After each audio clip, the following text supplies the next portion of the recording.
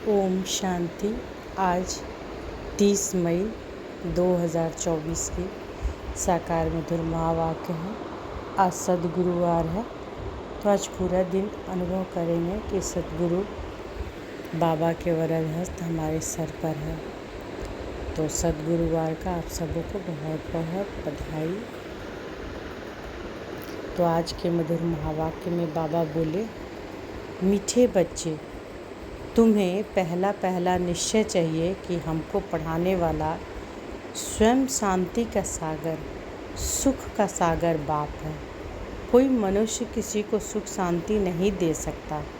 तुम्हें पहला निश्चय चाहिए कि हमको पढ़ाने वाला स्वयं शांति का सागर, सुख का सागर बाप है। कोई मनुष्य किसी को सुख शांति नहीं दे सकता। प्रश्न है, सबसे ऊंची मंजिल कौन सी है? उस मंजिल को पाने का पुरुषार्थ क्या है? उत्तर है, एक बाप की याद पक्की हो जाए, बुद्धि और कोई की तरफ ना जाए, यह ऊंची मंजिल है। इसके लिए आत्माभिमानी बनने का पुरुषार्थ करना पड़े। जब तुम आत्माभिमानी बन जाएंगे तो तब सब विकारी ख्यालात खत्म हो जाएंगे, बुद्धि का भटकना बंद हो जाएगा, देह की तरफ बिल्कुल दृष्टि न जाए। यह मंजिल है। इसके लिए आत्म अभिमानी भव।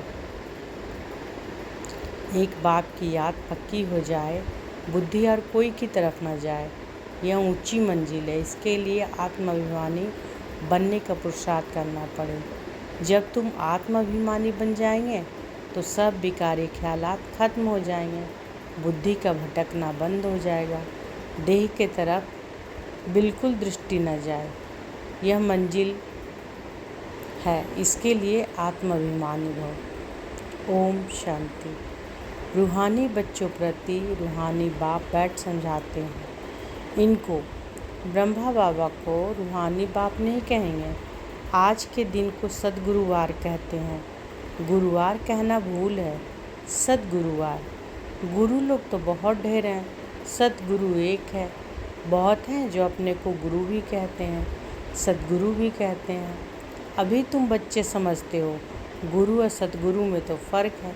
सत्य अर्थात ट्रूथ, सत्य एक ही निराकार बाप को कहा जाता है, ना कि मनुष्य को। सच्चा ज्ञान तो एक ही बार ज्ञान सागर बाप आकर देते हैं। मनुष्य को कभी सच्चा ज्ञान दे नहीं सकते। सच्चा है ही एक निराकार बाप। इनका नाम तो ब्रह्मा है, वह किसी को ज्ञान दे न सके। ब्रह्मा में ज्ञान कुछ भी था नहीं। अभी भी कहेंगे कि इनमें सारा ज्ञान तो है नहीं। संपूर्ण ज्ञान तो ज्ञान सागर परमपिता परमात्मा में है। अभी ऐसा कोई मनुष्य है नहीं जो अपने को सद्गुरु कहला सके।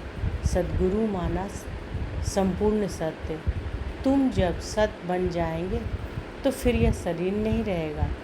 मनुष्य को कभी सद्गुरु कह नहीं सकते। मनुष्य में तो पाई की भी ताकत नहीं। वह खुद कहते हैं कि मैं भी तुम्हारे जैसा मनुष्य हूँ। इसमें ताकत की बात उठ नहीं सकती। यह तो बाप पढ़ाते हैं ना, यह तो बाप पढ़ाते हैं, ना कि ब्रह्मा। यह ब्रह्मा भी उनसे पढ़कर फिर पढ़ाते हैं। तुम ब्रह्मा कुमार कुमारियाँ कहलाने वाले भी परम पिता परमात्मा सद्गुरु से पढ़ते हो। तुमको उनसे ताकत मिलती है। ताकत का मतलब यह नहीं कि कोई को घूसा मारो जो गिर पड़े, नहीं। यह है रूहानी ताकत जो रूहानी बाप द्वारा मिलती है। याद के बल से सुख शांति,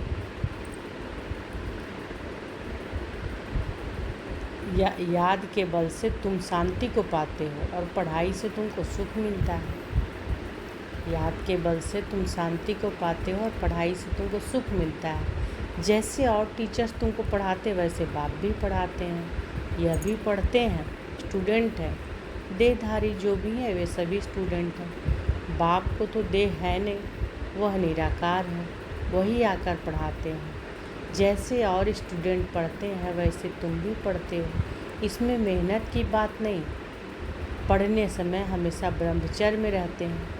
ब्रह्मचर्य में पढ़कर जब पूरा करते हैं तब बाद में विकार में गिरते हैं। मनुष्य तो मनुष्य जैसे ही देखने में आते हैं। कहेंगे यह फलाना आदमी है, यह LLB है, यह फलाना ऑफिसर है। पढ़ाई पर टाइटल मिल जाता है, शक्ल तो वही है। उस जिस्मानी पढ़ाई को तुम जानते हो। साधु संत आदि जो शास्त्र पढ़ाते हैं, उनमें कोई बड़ी बड़ाई नहीं। उससे कोई को शांति तो मिल नहीं सकती। खुद भी शांति के लिए धक्के खाते हैं। जंगल में अगर शांति होती तो फिर वापस क्यों लौटते? मुक्ति को तो कोई पता नहीं। जो भी अच्छे अच्छे नामी गिरामी रामकृष्ण परमहंस आदि होकर गए हैं, वह भी सब पुनर्जन्म लेते लेते नीचे ही आए हैं। मुक्ति जीवन मुक्ति को कोई भी पाते नहीं। तमो प्रधान बनना ही है। देखने में तो कुछ नहीं आता। कोई से पूछो तुमको गुरु से क्या मिलता है, तो कहेंगे शांति मिलती है, परंतु मिलता कुछ भी नहीं। शांति का अर्थ ही नहीं जानते। अभी तुम बच्चे समझते हो बाबा ज्ञान का सागर है, और कोई साधु संत गुरु आदि शांति का सागर हो न सके। मनुष्य किसी को सच्ची शांति दे नहीं सकते। तुम बच्चों को पहले तो निश्चय करना है, शांति का सागर एक बाप है जो हमको पढ़ाते हैं। सृष्टि का चक्र कैसे फिरता है वह भी बाप ने समझाया। मनुष्य को कभी सुख शांति नहीं दे सकते। यह ब्रह्मा उनका रथ है, तुम्हारे जैसे स्टूडेंट है। यह भी गृहस्थ व्यवहार में रहने वाला था, सिर्फ बाप को अपना रथ लोन पर दिया, सो भी वानप्रस्थ अवस्था में। तुमको समझाने वाला एक बाप है। वह बाप कहते हैं कि सबको निर्विकारी बनना है। जो खुद नहीं बन सकते तो फिर अनेक प्रकार की बातें करेंगे, गालियाँ भी देंगे। समझते हैं कि हमारा जन्म जन्मांतर का भोजन जो बाप का वर्षा मिला हुआ है वह छुड़ाते हैं। अब छुड़ाते तो वह बेहद के बाप है ना। इनको भी उसने छुड़ाया, बच्चों को भी बचाने की कोशिश की। जो निकल सके उनको निकालना। अब तुम बच्चों की बुद्धि में है कि हमको पढ़ाने वाला कोई मनुष्य नहीं है। सर्वशक्तिमान एक ही निराकार बाप को कहा जाता है और किसी को कहा नहीं जाता। वही तुमको नॉलेज दे रहे हैं, बाप ही तुमको समझाते हैं। यह विकार तुम्हारा सबसे बड़ा दुश्मन है, इनको छोड़ो। फिर जो नहीं छोड़ सकते वे कितना झगड़ा करते हैं। माताएं भी कोई ऐसी निकल पड़ती है जो विकार के लिए बड़ा हंगामा करती है। अभी तुम हो संगम युग पर, यह भी कोई नहीं जानते हैं कि यह पुरुषोत्तम संगम युग है। बाप कितना अच्छा रीति समझाते हैं। बहुत है जिनको पूरा निश्चय है, कोई को सेमी निश्चय है, कोई को 100%, कोई को 10% भी है। अब भगवान श्रीमत देते हैं, बच्चे मुझे याद करो। यह है बाप का बड़ा फरमान। निश्चय हो तब तो उस फरमान पर चले। बाप कहते हैं, मेरे मीठे बच्चों, तुम अपने को आत्मा समझ बाप को याद करो। इनको याद नहीं करना, मैं नहीं कहता, बाबा मेरे द्वारा तुमको बहुत कहते हैं। तो बाबा क्या कह रहे हैं कि मेरे मीठे बच्चों, तुम अपने को आत्मा समझ बाप को याद करो। इनको याद नहीं करना है, मतलब ब्रह्मा बाबा को याद नहीं करना। मैं नहीं कहता, बाबा मेरे द्वारा तुमको कहते हैं। मैं जैसे तुम बच्चे पढ़ते हो तो यह भी पढ़ता है। सब स्टूडेंट है, पढ़ाने वाला एक टीचर है। वह सब मनुष्य पढ़ाते हैं। यहाँ तुमको ईश्वर पढ़ाते हैं, तुम आत्माएं पढ़ती हो। तो बाबा कह रहे हैं कि यहाँ ब्रह्मा बाबा भी है, वो भी पढ़ते हैं। बताने वाला कौन है? बाबा है। पढ़ाने वाला कौन है? शिव बाबा है। तो पढ़ाने वाला एक टीचर है, वह सब मनुष्य पढ़ाते हैं। यहाँ तुमको ईश्वर पढ़ाते हैं। तुम आत्माएं पढ़ती हो, तुम्हारी आत्मा फिर पढ़ाती है। इसमें बहुत आत्माभिमानी बनना है। बैरिस्टर इंजीनियर आत्मा ही बनती है। आत्मा को देह अभिमान आ गया है।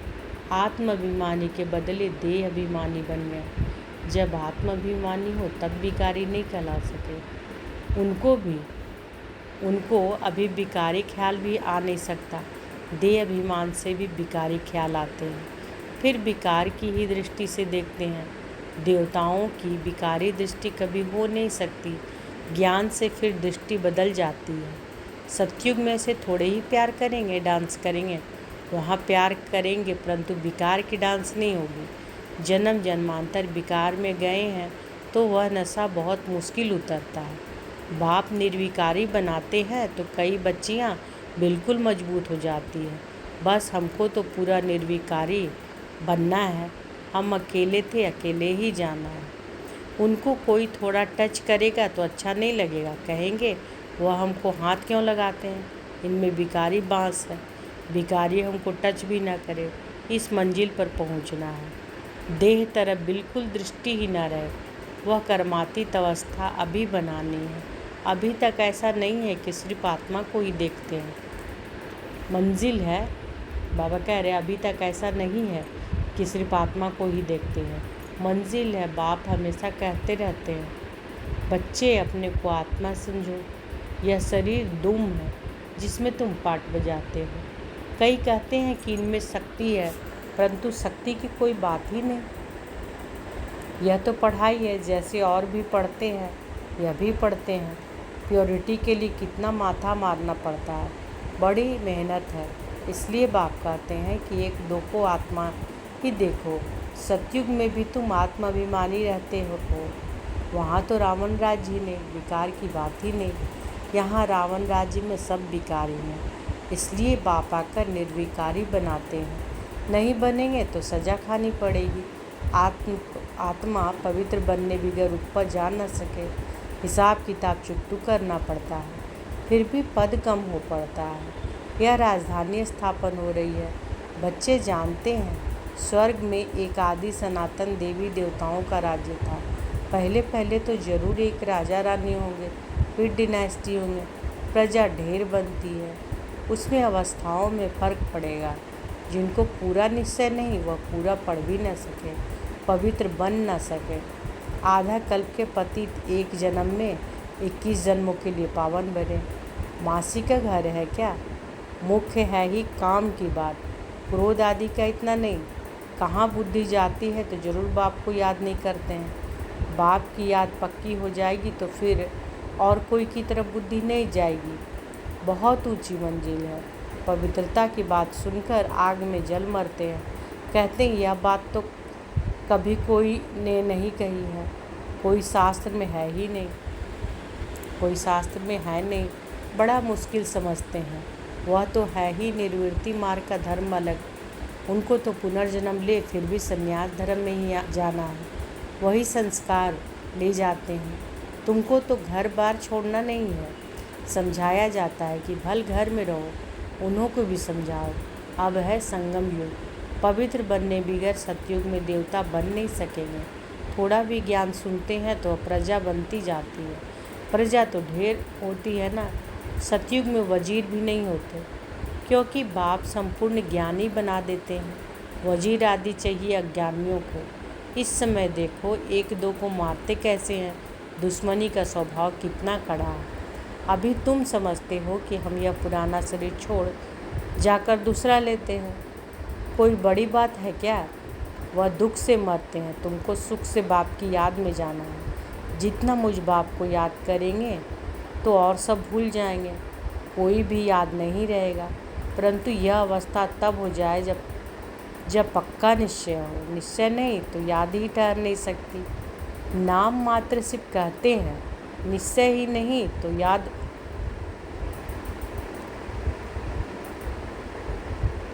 काहे को करेंगे। सबको एक जैसा निश्चय तो नहीं है ना। माया निश्चय से हटा देती है, जैसे कि तैसे बन जाते हैं। पहले पहले तो निश्चय चाहिए बाप में। संशय रहेगा क्या कि यह बाप नहीं, बेहद का बाप ही ज्ञान देते हैं।